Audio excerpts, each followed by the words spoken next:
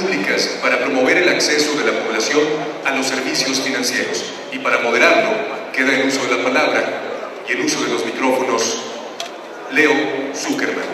Mucha atención. Buenos días, buenas tardes más bien. Muchas gracias a la ANUS por la invitación. Es un privilegio realmente el moderar esta mesa, este panel, en donde tenemos a tres mexicanos que en lo personal yo admiro muchísimo. Entre los tres tenemos varios años de educación, de academia, de trabajos publicados. Desde luego ustedes conocen a los tres, rápidamente los presento. En primer lugar se encuentra el doctor Jorge Castañeda. Me tardaría realmente muchísimo en decirles cuántos libros ha escrito, pero si no me equivoco, Jorge, ¿cuántos van? Más de 16 libros. Es editorialista, desde luego, del periódico Reforma, ex canciller de México, ex secretario de Relaciones Exteriores, y participa todos los lunes en la mejor mesa de debates que hay en la televisión mexicana, que se llama Es la Hora de Opinar. No se lo pierdan hoy en la noche, que donde estaremos debatiendo lo que pasó en el debate. Jorge, gracias por estar con nosotros. A su izquierda, a mi izquierda, se encuentra desde luego el doctor Juan Ramón de la Fuente, ex secretario de Salud, ex rector de nuestra Casa Máxima de Estudios de la Universidad Nacional Autónoma de México, un hombre del mayor de los prestigios. Y bueno, también hay que decirlo, ha sido nombrado por Andrés Manuel López Obrador como posible secretario de Educación Pública en caso de ganar la coalición del PRD, PT y Movimiento Ciudadano la presidencia. Ahora que ganen, dice el doctor de la Fuente. Y a su izquierda, a mi izquierda, a su derecha de ustedes, se encuentra el doctor Lorenzo Meyer, historiador, politólogo, también editorialista del periódico Reforma, profesor durante muchos años del Colegio de México, que les puedo decir, uno de los hombres pues que más conoce sobre la historia contemporánea de este país, profesor visitante en varias universidades del mayor prestigio, el mayor reconocimiento. Doctor, gracias por estar con nosotros y bueno, gracias.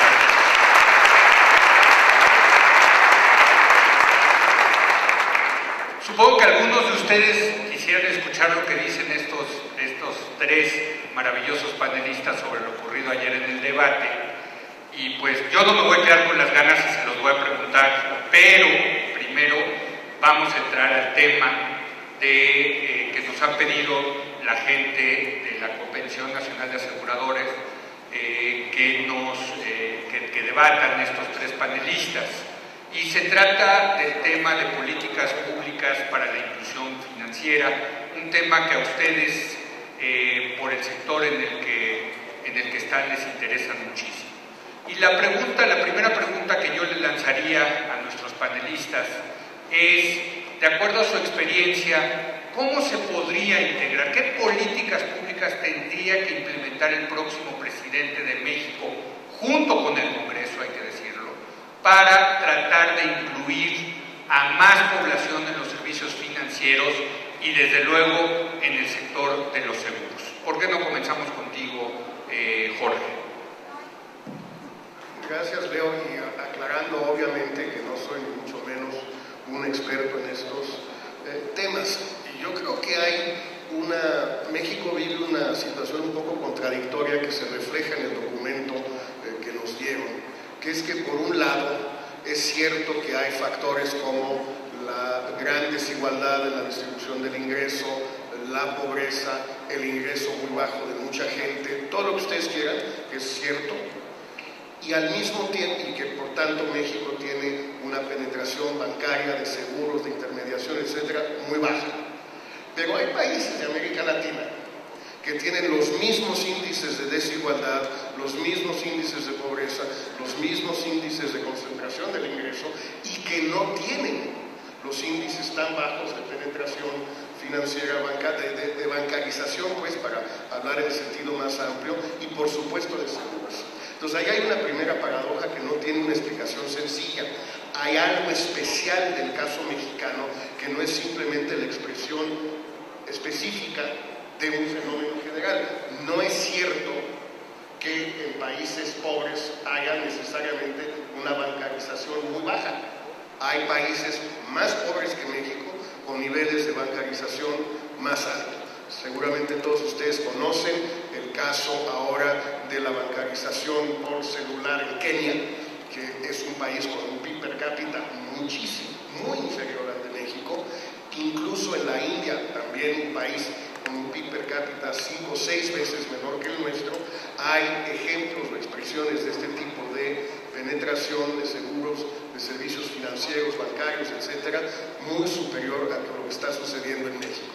Entonces, hay algo especialmente mexicano ahí que habría que ir estudiando. También es cierto, muy rápidamente, que en algunos aspectos se ha avanzado muchísimo. El caso más espectacular es la vivienda y las hipotecas.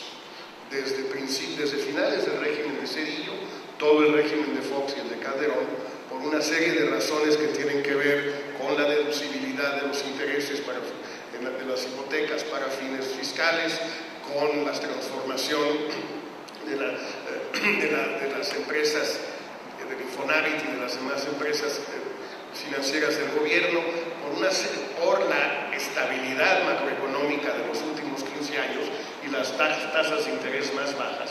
Por todos estos factores, una enorme cantidad de mexicanos que no tenían acceso al crédito hipotecario sí empezaron a tenerlo. Podremos discutir si el tipo de casas que compran con esos créditos son las casas idóneas.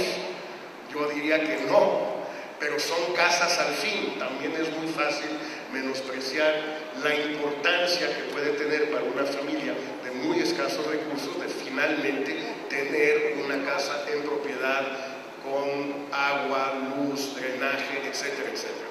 Entonces, ¿qué sabemos? Y termino. Uno, el caso mexicano no es típico, es excepcional y complicado. Y dos, sí ha habido avances muy importantes en este sentido en México, que creo que ahí sí son la expresión de la expansión de la clase media mexicana, que creo yo, con otra gente, no necesariamente mis colegas, pero otros, que ha sido espectacular estos últimos 15 años. Y creo que si nos vamos a los números al respecto se podría demostrar eso. Juan Ramón de la Fuente.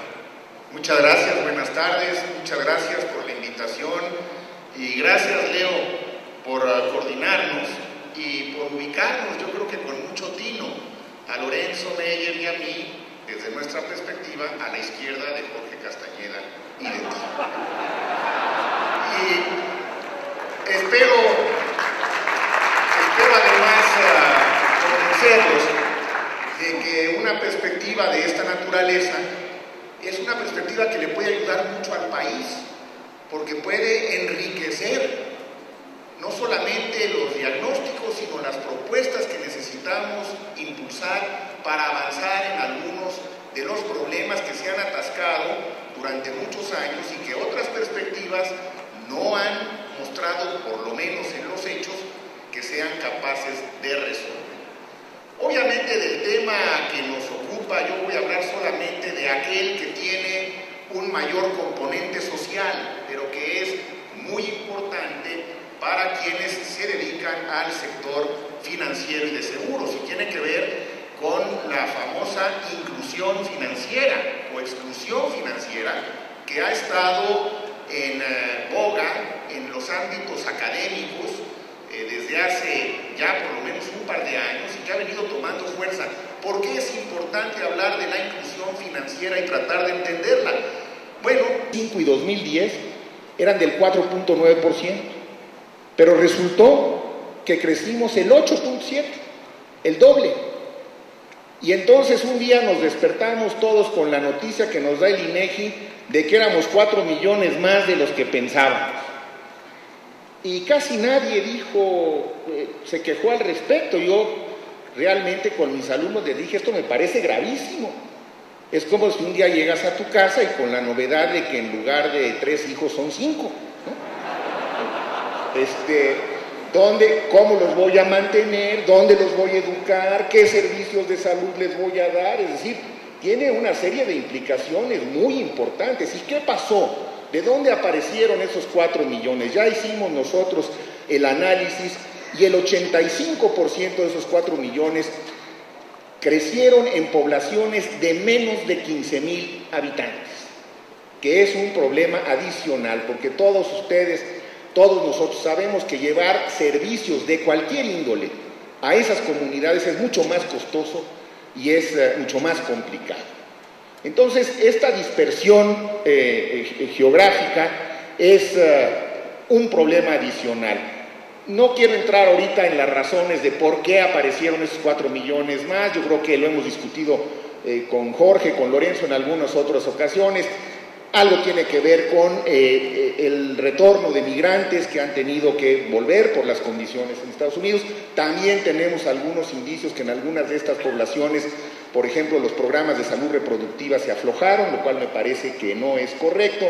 El hecho es que ahí tenemos una segunda posible explicación a la pregunta. La tercera explicación que propongo tiene que ver con otro grave problema social, que es la informalidad. El porcentaje de personas en la población económicamente activa que están en la informalidad en México, pues escojan ustedes el estudio que más les guste, está entre el 35 y el 50%.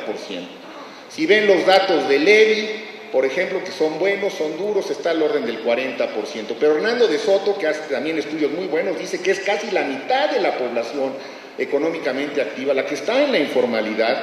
Y claro, eso explica por qué el 79% de todos los pagos en México se hacen en transacciones en efectivo.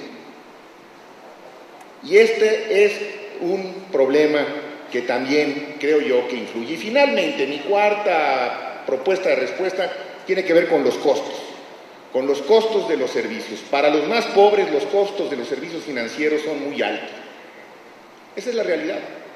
Y creo que el modelo de negocio, sobre todo el modelo de negocio de los bancos, no tiene una sensibilidad para atender realmente las necesidades y las posibilidades de este sector de la población mexicana. Necesitamos generar una mayor empatía con quienes necesitan crédito. Necesitamos asesorarlos mejor, simplificar los trámites. México necesita una banca social, una banca que tenga como objetivo no solamente generar utilidades, sino también apoyar el desarrollo, fomentar el ahorro y permitir que esos ahorros puedan a su vez reinvertirse para el desarrollo de programas productivos. El potencial que tiene la población pobre de contribuir con servicios financieros adecuados es muy alta y hay que salirnos del círculo vicioso. No los incluimos en los servicios financieros porque son pobres, pero es difícil que puedan salir de su condición de pobreza si no los incluimos de alguna manera, para que puedan tener una mayor capacidad de ahorro, para que puedan tener crédito, para que sus pequeños negocios puedan crecer o para que puedan abrir nuevos negocios. Yo creo, y con esto concluyo, que hay un tema pendiente en la agenda social que puede y debe analizarse a partir de este principio fundamental para un desarrollo más próspero de México, que es el de la inclusión financiera. Muchas gracias. Gracias al doctor de la Fuente.